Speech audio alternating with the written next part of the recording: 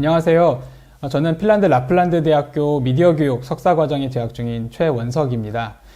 이번 해외 사례 조사에서 저는 핀란드 편을 담당해서 이곳의 어린이 청소년 미디어 교육의 또 실태와 또 현황을 조사해서 이번 보고서에 실었습니다. 오늘 발표 순서는 보고서의 기술화 순서를 따르도록 하겠습니다. 먼저 미디어 환경과 또 미디어 이용 실태를 소개를 하고요. 그리고 학교와 학교 바깥 교육 환경, 그리고 미디어 교육의 주요 정책과 추진기관, 그리고 주요 사례, 그리고 마지막으로 한국 미디어 교육에 어떤 시사점을 가질 것인가를 간단하게 소개하도록 하겠습니다. 기본적으로는 보고서에 자세한 내용이 담겨 있기 때문에 그 내용을 요약해서 말씀드린다는 생각으로 준비를 했고요. 여기에 조금 더 새로운 내용들이 있으면 덧붙이고 또 보강할 내용들이 있으면 조금씩 설명을 드리도록 하겠습니다. 핀란드 편 같은 경우에도 해외 사례 다른 곳들과 마찬가지로 그 나라에서 가장 미디어 교육에 관련해서 중요한 역할을 하고 중요한 그 내용들을 알고 있는 전문가를 인터뷰해서 그 내용을 토대로 보고서를 작성했습니다. 핀란드에서는 국립시청각 연구소 부소장으로 이제 일을 하고 있는 사라 살로마 씨를 인터뷰를 했고요. 그 전반적인 내용을 파악한 뒤에 또 필요한 경우 그 답변을 토대로 본문 내용을 보강하거나 그 내용을 직접 실었습니다. 기본적으로는 2017년과 19년에 핀란드 라플란드 대학이 주최한 미디어 교육 컨퍼런스에서의 그 국립시청각 연구소의 발표가 굉장히 많은 도움이 됐고요. 또 지난해였죠. 2020년 그 한국과 유네스코가 공동 주최한 글로벌 미디어 정보 리터러시 주관에서의 그 핀란드 워크숍 발표 내용 등이 전반적인 인터뷰 맥락을 이해하고 정리하는 데 큰 도움이 되었습니다. 먼저 첫 번째로 핀란드의 미디어 환경과 청소년 미디어 이용 실태에 대해서 말씀을 드릴 텐데요. 한국에서 사실 최근에 여러 미디어 이용에 관련된 그런 조사들 보면 아동 청소년과 관련돼서는 스마트폰 이용이 는다든가 디지털 미디어 또 인터넷에서의 생활 이 시간 등이 굉장히 길어지고 있는 점, 이런 추세 자체는 핀란드도 비슷합니다. 다만 조금 차이점이 있다고 하면은요, 크게 5가지 정도를 꼽아봤습니다. 첫 번째로는 언론에 대한 신뢰도가 굉장히 높다는 점이고, 이런 표현의 자유가 굉장히 국가적으로 또 사회적으로 중요한 그런 역할을 하고 있다는 점입니다. 매년 그 국경 없는 기자회라는 그 민간 단체에서 발표하는 세계 언론 자유 지수라는 것이 있는데요. 그 지수에서 핀란드는 수년째 최상위권을 유지를 하고 있습니다. 국민들이 언론에 대해서 그만큼 높은 신뢰를 보낸다는 것이죠. 물론 이제 네이버나 다음과 같은 그런 인터넷 포털이 없다는 점이 한국과 큰 차이점인데요. 그러다 보니까 각 뉴스 매체가 직접 구독자들을 대상으로 그 자사 웹사이트로 오도록 그런 노력을 굉장히 많이 기울이고 있습니다. 그만큼 뉴스의 품질이라든가 컨텐츠의 다양성이 또 이렇게 활발하게 이루어지는 것도 있고요. 두 번째 특징 중에 하나는 빠르고 안정적인 인터넷 접속 환경을 들 수 있겠는데요. 한국과 비교하면 물론 그 통신 속도 자체가 아주 빠르다고 할 수는 없을 겁니다. 하지만 상대적으로 저렴한 통신료 이런 것들을 바탕으로 해서 온라인 그리고 또 모바일 환경에서의 그런 미디어 이용이 굉장히 활발한 나라입니다. 또 인터넷은 시민들의 기본 권리라는 그런 인식이 있고 그게 법적으로 보장이 되고 있어서 모든 가정, 거의 99%의 가정과 직장 건물에 이런 고속 인터넷 회선을 설치하도록 의무적으로 그렇게 강제하고 있습니다. 몇 년 전부터 그렇게 시행을 하고 있는데요. 그러다 보니까 어떤 환경에서 어느 지역에서 살고 있든지 그 핀란드 시민들은 본인들이 거주하거나 일하는 공간에서 인터넷에 접속을 할 수가 있는 그런 상황입니다. 세 번째 특징을 들면 공영방송의 역할이 있을 텐데요. 신뢰도도 높지만 그 제공하는 시청각물도 굉장히 다양합니다. 한국의 KBS와 같은 역할을 하고 있는데요. 그 내용을 조금 더 자세하게 소개를 해보도록 하고요. 또 접근성 확대 차원일 텐데 모든 해외 제작물에도 어떤 자막을 답니다. 핀란드어 자막이나 스웨덴어 자막을 다는데 이런 이유로 시청자들은 그 해외 미디어 콘텐츠 소비 그리고 또 글로벌 미디어 문화에 굉장히 익숙한 편입니다. 또 네 번째 특징을 보면 전 연령층에 걸쳐서 활발한 디지털 게임 문화를 향유하고 있다는 점인데요. 국내에서 사실 게임에 대한 인식은 아주 좋다고 보기는 어렵죠. 미디어 교육에 관심 있는 분들은 많이 아시겠지만 그 논의가 뭐 중독성에 관한 논의라든지 학습 부진이라든지 이렇게 논의가 좀 이쪽으로 한쪽으로만 이렇게 가는 경우가 있는데, 핀란드에서는 게임 문화 자체가 교육에 관련된 내용, 또 사회 참여와 관련된 내용, 또 개발자들 양성하는 과정, 또 캠페인 등을 굉장히 여러 분야에서 실천을 하고 있습니다. 이 점도 나중에 조금 더 자세하게 소개를 해볼 수 있을 것 같고요. 다섯 번째로 시민들의 미디어 관련 활동이 학교뿐만 아니라 가정 또 그 사회적으로 굉장히 다양한 공간에서 이루어지고 있습니다. 특히 도서관의 역할을 오늘 좀 소개를 하고 싶은데, 정보 중심지이기도 하지만 현재는 음악, 영화, 만화, 게임, 3D 프린팅, 팟캐스트, 영상 제작 등 굉장히 다양한 디지털 미디어 경험을 할 수 있는 그런 복합적인 정보 문화 공간으로 작동을 하고 있습니다. 네, 그리고 여기에 더해서 몇 가지 특징을 더 꼽아보자면요. 일단 핀란드 같은 경우에는 겨울이 굉장히 길기 때문에 실내 생활이 많습니다. 심야 음주 문화 같은 것들은 없는 반면에 컴퓨터와 TV 시청 시간 같은 것들은 또 굉장히 긴 편입니다. 독서 시간이 긴 것도 어쩌면 조금 연결 지점이 있다고 생각이 드는데요. 실내에서 이게 시간을 많이 보내다 보니까 가족들이 또 게임을 함께 하는 문화 같은 것들도 한국과 비교하면 조금 차이점이 생긴다고 생각하고 있습니다. 또 국내 뉴스가 적은 반면에 세계나 그 유럽 지역의 뉴스에 관심이 많은 그런 시민들이 있어서 여기서 또 비롯된 허위 조작 정보에 관련된 경각심 같은 것들도 굉장히 높은 편이고요. 문화적으로는 그 개인의 권리와 정보를 굉장히 중시합니다. 특히 디지털 미디어 활용과 관련해서 국내에서도 여러 가지 각종 사기도 있고 온라인 안전에 대한 문제점들은 영국에서도 굉장히 지적이 많이 됐는데, 이런 부분들을 핀란드에서도 중시하고 있습니다.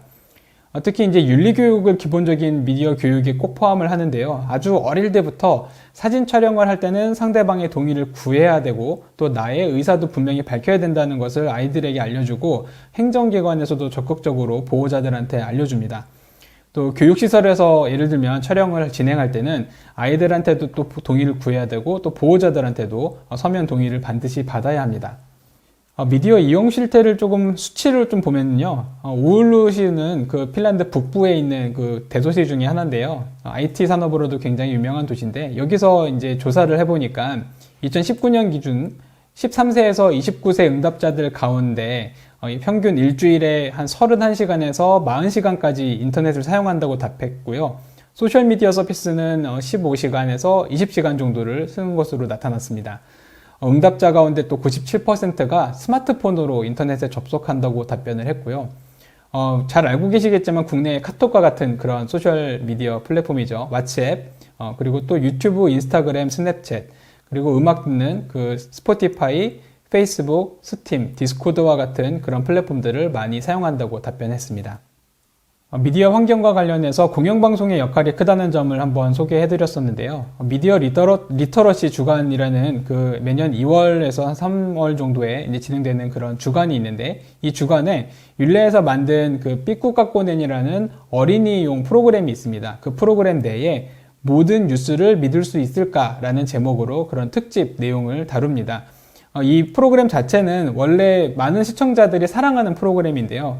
인형극 코너에 이런 가짜뉴스와 관련된, 허위 정보와 관련된 그 내용들을 다뤄서 평소에 보던 시청자들이 조금 더 관심을 갖고 이 주제를 접할 수 있도록 그렇게 소개하고 있습니다.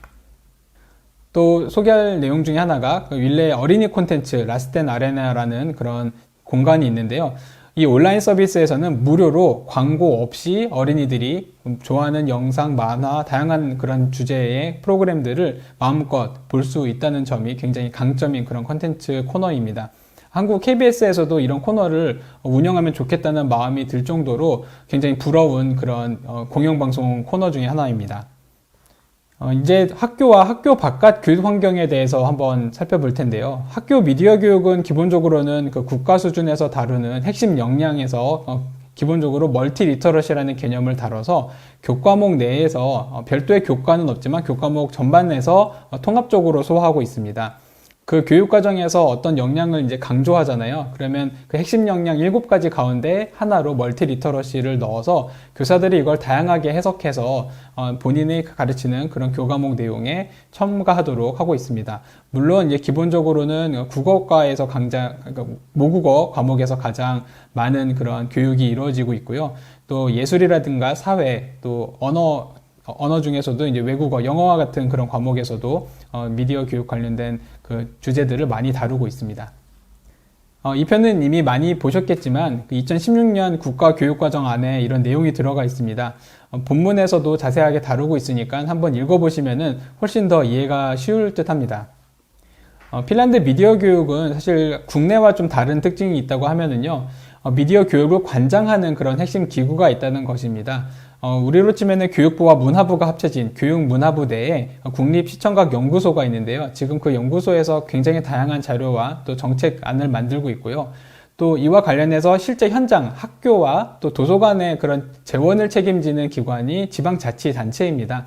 그래서 지자체의 노력이나 관심도 굉장히 지역마다 좀 달라서 그런 그 기준에 따라서 다양한 프로그램들이 학교별로 또 도서관에서 이루어지고 있습니다.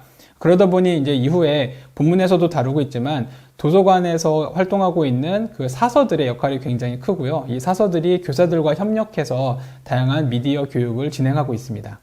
학교 바깥의 미디어 교육 환경도 굉장히 눈여겨볼 만한데요.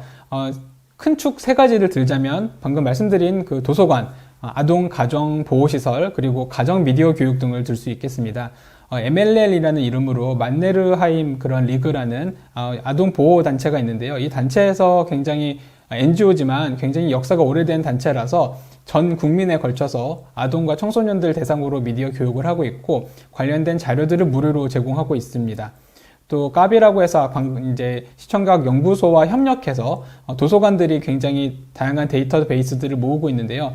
우리로 치면은 그 도서관과 박물관, 각종 정시관들이 시청각 영상 자료를 만든 웹사이트가 있어서 교사들이나 강사들이 이 기관에 이제 요청을 별도로 하지 않더라도 교육용으로는 마음껏 그 교육 자료들을 영상과 사진들을 받아서 사용할 수 있도록 해놨습니다. 또 강조했다시피 그 언론사들, 특히 이제 신문이나 공영방송, 또 신문협회, 잡지협회 등에서 미디어 교육을 또 활발하게 진행하고 있습니다. 청소년 센터에서의 미디어 교육도 굉장히 중요한데요. 학교 청소년들의 그 건전한 여가나 또 진로 탐색 등과도 연결하는 활동을 많이 하고 있어서 예를 들면은 페이스북에서는 어떻게 직업을 찾아야 할까와 같은 그런 캠페인들을 청소년 활동가들이 청소년들에게 안내합니다. 하지만 또 청소년들이 활동하는 공간보다 이제 디지털 플랫폼에서 많이 또 의사소통을 해야 하니까 이들을 좀 접촉할 수 있는 트위치, 디스코드 게임 플랫폼과 같은 그런 다양한 그 도구들, 디지털 도구들을 사용을 하고 있고요. 틱톡이라든가 인스타그램, 유튜브와 같은 그런 IT 플랫폼들을 재미있게 어떻게 활용할 수 있는지에 대해서도 굉장히 많은 고민을 하고 있습니다. 여기에 많은 재원도 투입이 되고 있고요. 특히 공영 언론사인 그 윌레의 교육 그 내용은 굉장히 이제 큰 의미를 가지는데요. 일단 가장 많은 사람들이 접속할 수 있는, 무료로 접속할 수 있는 그런 공간이기도 하고요. 또 시청각 영상 자료들을 제공하기에는 영상을 계속 제공하고 있는 뉴스 프로그램과 더해서 온라인에서도 다양한 자료들을 제공합니다. 지금 이제 그림에 보시면은 제가 일부 이제 편집을 한 사진인데요.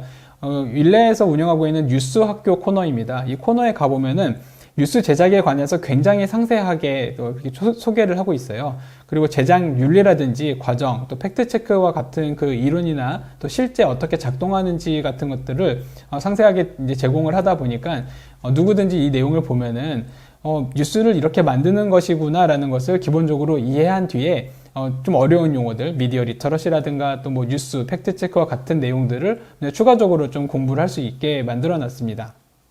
핀란드 신문협회에서도 굉장히 많은 교육 자료를 제공하고 있습니다. 왼쪽에 보시면은 이것은 기후온난화를 주제로, 기후위기라고 하죠. 기후위기를 주제로 우리 지구가 우리 손안에 있어요 라는 제목의 그런 미디어 교육 자료입니다.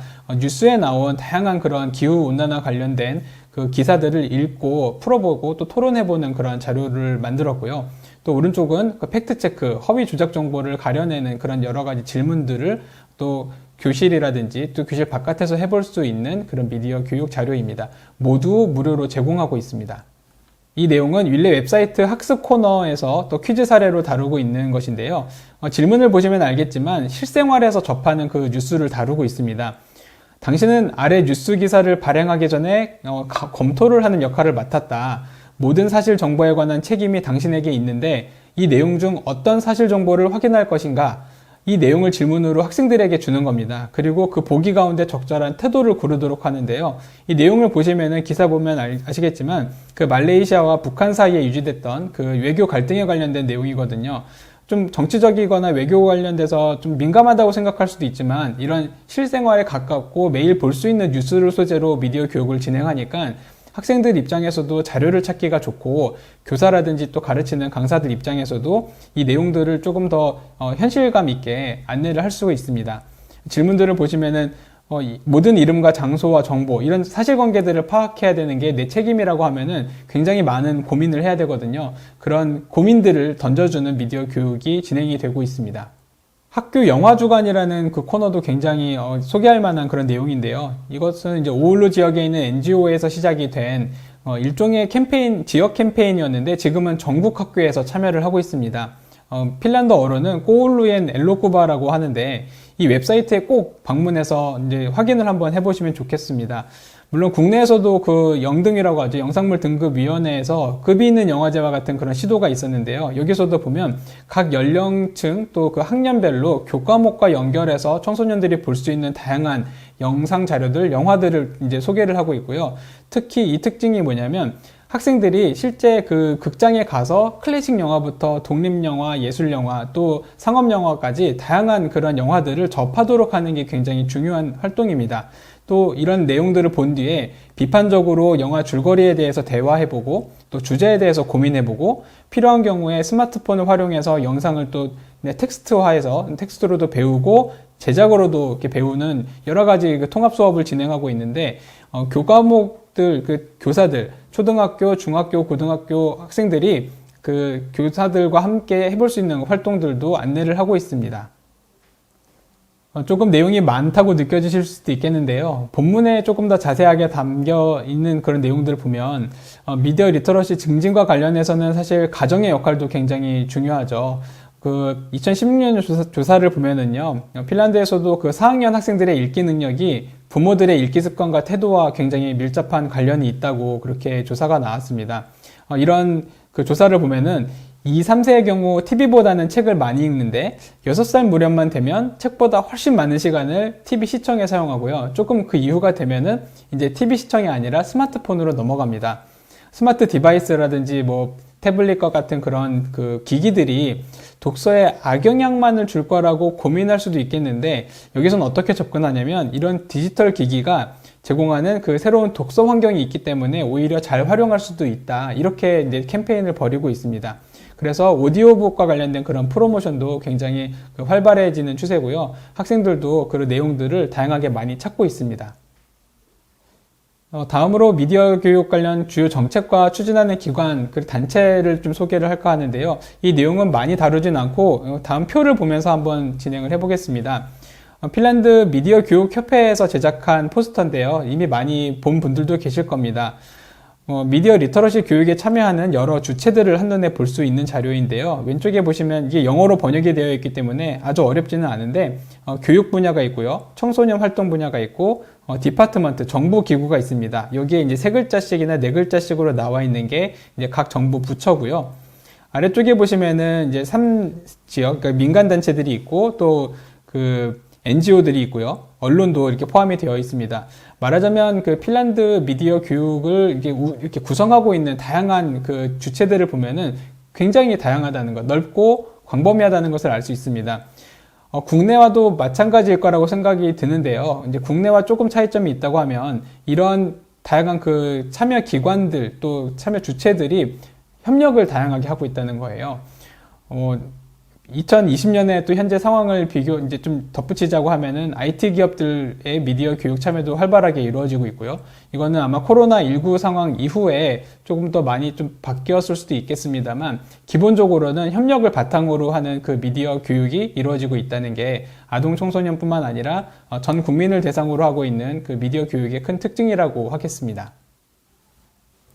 핀란드의 미디어 리터러시 정책안에 대해서도 조금 소개를 했는데요. 2019년 12월에 나온 이 정책안을 이제 한국어로도 번역을 했습니다. 감사하게도 한국언론진흥재단에서 지원을 해주셔서 이 내용을 한국어로도 이제 번역을 할 수 있게 되었는데, 이제 여기에 보시면은 본 정책의 목표가 모든 사람이 미디어 리터러시를 높일 기회를 확대하는 데 있다. 이 목표는 나이, 성별, 장애, 사회 경제적 배경, 그리고 어떤 특성과도 관계없다. 이것은 진정한 21세기 시민 역량이라는 그런 생각을 포함한다. 이렇게 기술을 하고 있습니다. 이런 내용들을 보면은 핀란드에서 어떻게 미디어 교육을 접근하고 있는지를 알 수 있습니다. 다음 표를 간단하게 이제 짚고 넘어가면은 각 주체들이 이렇게 많이 참여를 하고 있는데, 영역이 최대한 겹치지 않도록 노력하는 것도 있고요. 또 어떤 재원을 마련을 해서 이것을 지원을 받을 때는 다양한 기구들이 좀 참여할수록 더 높은 이제 재원을 받을 수 있는 그런 가능성들이 열립니다. 정부에서도 그런 것을 심사 요소에 반영을 하고 있고요. 이제 파이비 라시 교수가 이제 핀란드 라플란드 대학교에서 이제 가르치는 분이시기도 하지만 미디어 교육 협회의 의장을 맡고 있는 분인데요. 이제 한국에 와서 2018년에 발언하셨던 내용을 보면은 미디어 교육에 관해서는 굉장히 종합적이고 포괄적인 이해가 필요하다고 생각한다, 이런 말을 했습니다. 이 말은 단순히 한 기관에서만 할 수 있는 일이 아니라는 뜻으로 저는 이해하고 있습니다. 한 정부 기구 혹은 한 민간단체가 할 수 있는 게 아니라 여러 그런 참여자들이 함께 좀 노력을 해야 된다는 점이죠. 그런 특징이 핀란드 미디어 교육의 여러 분야에서 좀 드러나고 있습니다. 네 번째로 미디어 교육 프로그램의 주요 사례들을 이제 소개를 해보겠습니다. 본문에서도 자세하게 다루고 있지만 핀란드 미디어 교육의 이 여러 이제 사례들을 보면은요, 큰 틀에서는 정부 정책과 비슷한 그런 방향성을 유지를 하고요. 이제 그게 가능한 이유는 사실 정책을 만들 때부터 그런 현장의 목소리들을 많이 반영하기 때문입니다. 여러 이해관계자들이 참여할 수 있도록 개방적이고 협력적으로 그 정책을 결정하는 그 구조가 있고, 그 구조를 통해서 정책이 나오더라도 그 방향성을 따라가는 것이 본인들이 평소에 강조하던 것들과 크게 이렇게 대치가 되지 않기 때문에 그런 방향성이 비슷해지는 그런 효과도 있다고 그렇게 생각을 하고 있습니다. 이렇게 상호 보완적으로 미디어 교육이 이루어지고 있는 점이 나중에 이제 뭐 짚어보자면 한국 미디어 교육에서 좀 참고할 만한 그런 시사점이 아닐까 싶습니다. 그 사례들을 이해하실 때 제가 이 연구 보고서 내용에 나와 있는 내용들을 좀 쉽게 이해하시려면은 이 사라 살로마 인터뷰를 이제 이번에 한 그 전문가의 말을 이제 좀 인용을 하자면요. 미디어 교육 같은 경우에는 서로 다른 사회 경제적 배경을 가진 학생들 사이에 학습 격차가 커진다는 것, 이런 것들을 고려했을 때 기본적인 문해력과 그 리터러시를 채워주는 게 국가 역할이라는 인식을 갖고 있습니다. 저는 이 부분에 굉장히 공감을 하는데요. 여러 사례들이 왜 이렇게 이런 내용을 다루고 있는지, 어떻게 이 내용들을 공유하고 있는지를 좀 이해하기 쉬우려면 이 평등이라는 가치가 핀란드 사회에서 얼마나 중요한 역할을 갖고 있는지를 이제 좀 생각해 보시면은 조금 전반적인 좀 이해를 좀 도울 수 있을 거라고 생각을 합니다. 마지막으로 한국 미디어 교육에 관련해서 시사점들을 좀 정리를 해보면은요, 이렇게 네 가지를 정리를 해봤는데요. 일단 정부, 공기관, 민간, 학계, 언론, 시민들이 굉장히 긴밀하고 유기적인 협력을 하고 있다는 점, 그리고 방금 이제 말씀드렸던 평등한 미디어 교육, 그러니까 공교육을 중심으로 이 보편성을 좀 유지를 하고요. 물론 민간에서도 하는 역할이 많지만 기본적으로 왜 미디어 교육이 시민의 어떤 보편적인 권리로 접근을 해야 되는 문제인지를 공교육에서 인식을 하고 이것을 핵심 역량에 넣어서 강조하고 있습니다. 그만큼 더 많은 사람들이 의무 교육을 받는 동안에 학생들이 그 경험을 다 할 수 있는 그런 환경이고요. 또 도서관과 사서의 역할이 굉장히 눈에 띈다는 점, 그리고 대학 연구기관들과 민간단체, 정부기관 간의 다양한 협력이 이루어지다 보니까 연구 기반의 굉장히 실증적인 미디어 교육 정책이 수립이 되고 있습니다. 한 가지를 더 덧붙이면 교육 대상의 저연령화와 학부모 대상 미디어 교육이 활발해지고 있다는 점도 한국에서 좀 참고할 만한 부분인데요. 이것은 한국도 비슷하다고 생각합니다. 뭐 스마트폰 이용이 아동 청소년 사이에서 급증하면서 부모들도 분명히 위기의식을 느끼고 계실 텐데요. 이것을 단순히 어떤 보호주의적 차원에서 이거는 좀 위협을 많이 이렇게 느끼는 그런 분야다 이렇게 인식만 할 게 아니고 어떻게 활용해야 될지, 그래서 이걸 디지털 육아라는 관점으로 새로운 개념처럼 접근을 하기도 하고요. 스마트폰을 비롯해서 디지털 기기를 사용하는 요령, 스크린 타임에 대한 이해, 그리고 게임을 활용한 상호소통 능력 증진, 여가, 시간 관리, 수면 습관 이런 내용들을 폭넓게 다룰 수가 있다는 점을 핀란드 미디어 교육을 통해서 배울 수 있습니다. 마지막으로 요약을 하자면요. 핀란드 미디어 교육의 방향은 모두를 위한 미디어 교육입니다. 국가 교육과정에서 멀티 리터러시를 근거로 해서 국어 교육을 포함해서 다양한 교과목이 통합적으로 이 주제를 다루고 있고요. 어린이와 청소년 미디어 이용 현황이나 양상은 국내와 비슷하지만 여기에 관련해서 보호주의적인 접근만 할 게 아니고 새로운 기회를 찾으려는 그런 노력을 많이 하고 있고요. 사회적으로 또 국제적인 변화나 그런 현안을 발빠르게 반영하는 수업이나 교육이 많이 이루어지고 있습니다. 또 이를 뒷받침할 수 있는 자료도 다양한 기관에서 만들고 있고요. 그리고 저작권과 개인정보 보호에 관한 철저한 교육이 이루어진다는 점도 국내 사실 현황과 좀 비슷할 수도 있겠는데요. 조금 더 많은 그 단체들이 관심을 가질 필요가 있는 그런 내용이라고 생각을 합니다. 그리고 이제 게임을 보편적인 문화이자 여가로 인식해서 이와 관련된 활동이 다양하다는 점, 또 도서관이나 언론, NGO의 역할이 굉장히 두드러진다는 점이 제가 이번 보고서를 준비하면서 한국에서 미디어 교육을 하게 되면 어떤 점들을 좀 참고할 수 있을까, 이런 부분들을 조금 많이 찾아볼 수 있었습니다. 이번 해외 사례를 조사를 하면서 제가 많이 참고했었던 그 두 가지 큰 자료 중에 하나가 핀란드에서 2019년에 낸 핀란드의 미디어 교육 정책안입니다. 이 내용은 이제 앞서 소개했듯이 한국어로도 이제 번역을 했는데요. 이 자료는 공적 자료지만 정부에서 책으로 발간해서 배포를 했고, 미디어 교육의 현황 구조, 참여 기관들이 굉장히 자세하게 담겨 있습니다. 주변 연구자들께도 굉장히 이제 많이 권장을 하는데요. 이 내용에서 부족한 부분들이 많겠지만 그 역주로 굉장히 채우기 위해서 노력한 부분도 있고, 또 거기에 부족한 내용들은 이번 청정연 또 보고서와 함께 보시면은 그 부족한 부분들을 좀 보완해 가면서 이 미디어 교육, 핀란드의 미디어 교육을 이해하는 데 좀 좋을 듯 합니다. 또 마지막으로 제가 이 링크에 그 추가 자료들을 좀 담아봤는데요. 제가 기고한 글들도 있고 또 다른 자료들 중에서 이번 보고서와 관련해서 좀 참고해서 읽을 만한 자료들이 있으니까 여러 다양한 기관들에서 제공하는 자료들을 함께 읽어보시기를 권장합니다. 네, 그리고 다양한 주제 또 활동 관점에서 미디어 교육을 하고 계신 분들과 계속 교류를 하고 싶습니다. 발표나 보고서 내용 가운데서 좀 부족한 부분들, 또 궁금하신 내용들이 있다고 하면은 이메일로 문의를 주시고요. 저도 다른 기회를 통해서 핀란드 미디어 교육뿐만 아니라 또 한국 미디어 교육에 관련해서도 계속 고민을 하는 그런 자세로 연구를 해보겠습니다. 경청해 주셔서 감사합니다.